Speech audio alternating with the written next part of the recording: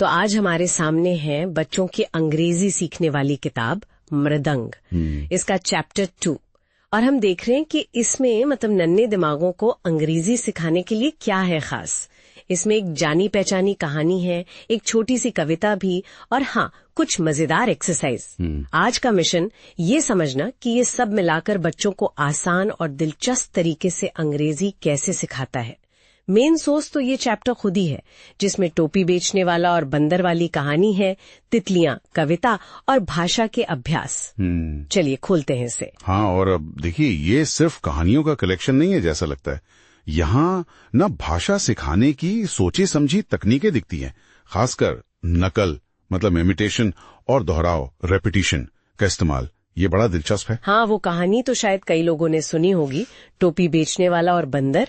टोपी वाला सो जाता है और बंदर वो टोपियां उठा ले जाते हैं, पहन लेते हैं और फिर मजा आता है। टोपी वाला गुस्से में हाथ हिलाता है, हाँ। बंदर भी वही करते हैं। वो सिर खुजलाता है, अब बंदर भी नकल करते हैं, बिल्कुल वही। फिर उसे आइडिया आता है, वो अपनी टोपी उतारकर टोकरी में फेंकता है और बंदर भी बिल्कुल वैसा ही करते हैं। देखिए, ये नकल ही इस कहानी का सार है और शायद सीखने का भी एक बड़ा हिस्सा। ये बच्चों को दिखाता है कि देखकर सीखना कैसे काम करता है। सही कहा। और कहानी के बीच में जो एक सवाल है, आपको क्या लगता है कि टोपी बेचने वाला अब क्या करेगा, वो बच्चों को सोचने पर मजबूर करता है, अंदाजा लगाने को उकसाता है। हाँ, मतलब सिर्फ कहानी सुनाना नहीं है। बिल्कुल, ये सिर्फ मनोरंजन नहीं, ये अवलोकन और प्रॉब्लम सॉल्विंग का पहला सबक है एक तरह से। सही बात है। और कहानी का ये नकल वाला पहलू तो है ही, पर यह अध्याय यही नहीं रुकता। इसमें तितलियां नाम की एक प्यारी सी कविता भी है, छोटी सी। उसमें ऊपर नीचे अंदर बाहर जैसे आसान दिशा बताने वाले शब्द हैं। और इसे ना इशारों के साथ गाने के लिए कहा गया है। साथ ही मुझे पकड़ो अगर पकड़ सकते हो, एक और छोटी कहानी है। हाँ, बिल्ली और चूहे वाली। हाँ, आसान बातचीत वाले। बिल्कुल। ये अलग अलग चीजें जैसे कहानी, कविता, छोटी कहानी, ये सब भाषा सीखने के अलग अलग हिस्सों पर ध्यान देती हैं। कहानी से चीजों को क्रम में लगाना सीखते हैं, मतलब सीक्वेंसिंग। अच्छा। कविताओं और छोटी कहानी से नए शब्द सीखते हैं, एक्शन वर्ड सीखते हैं। तो ये कहानी कविता तो हो गई, लेकिन असल में भाषा सीखते कैसे हैं बच्चे इस चैप्टर से? मतलब एक्सरसाइज में क्या खास है? हाँ, अभ्यास बहुत महत्वपूर्ण है। वो भाषा की नींव डालते हैं।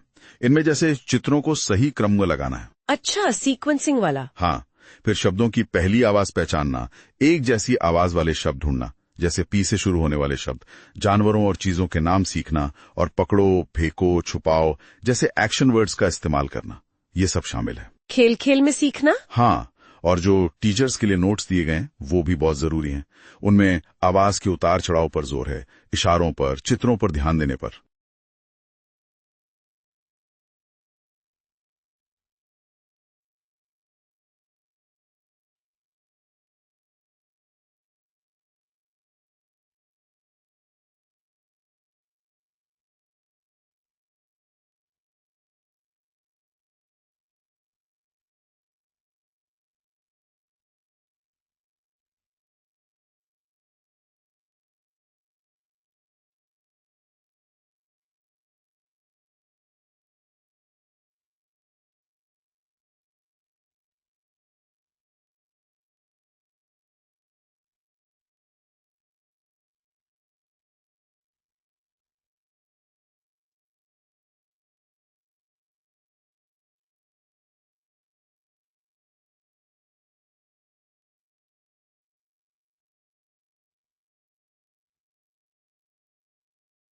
हाँ, आसान बातचीत वाली। बिल्कुल, ये अलग अलग चीजें जैसे कहानी, कविता, छोटी कहानी, ये सब भाषा सीखने के अलग अलग हिस्सों पर ध्यान देती हैं।